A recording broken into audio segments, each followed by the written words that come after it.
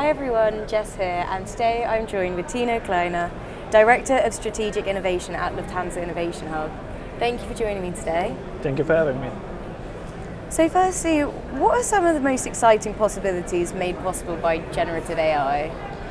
Well, I would say there are a million things that are already possible, that are probably a billion more that we can't even imagine of. And I would say in context of travel, we already see itineraries, we see bookings being made through generative AI, but we actually see a lot more use cases inside of the organizations, inside of the airlines, that people in communications, but also across all different business units are actually using it and are applying it.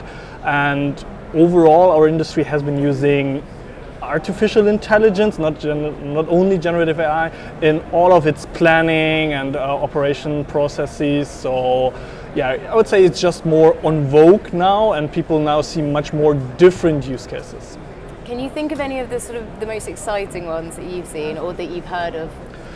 Well, obviously I have to mention one of our own, which is Swifty, which is a business travel agent that is the first one that actually combines the planning and the booking through a direct connect, all in the chat window. Fantastic, yeah, I've seen a bit about that, it looks very exciting. And when it comes to integrating these technologies, what are some of the main challenges with innovation in the sector, and how are you navigating these?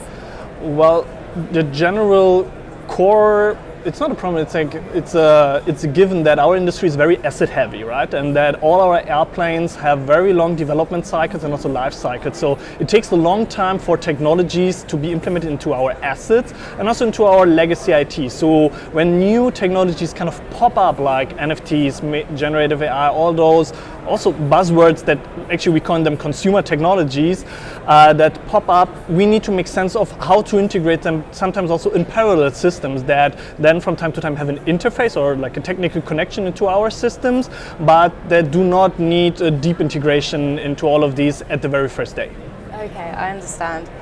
And you said the use case of AI are sort of in the millions and billions in the future, but what innovation trends do you think will be the most impactful in the coming 5 to 10 years? And are there any that you're currently seeing that you think might be more of a fad or have the potential for meaningful impact? I would say a lot of the things that are always in the news and the buzz, they will probably take much longer, right? So all the green tech, the hydrogens, the air taxis, this will take a lot more time, obviously. And so our industry still has a long way to go in terms of general digitalization and implementing things that we already know from e-commerce, right? From payments, mobile payments, conversational interfaces, all the things where we already kind of, let's say, need to step up a little bit, where we probably or definitely will see more innovation over the next 5 to 10 years. Fantastic.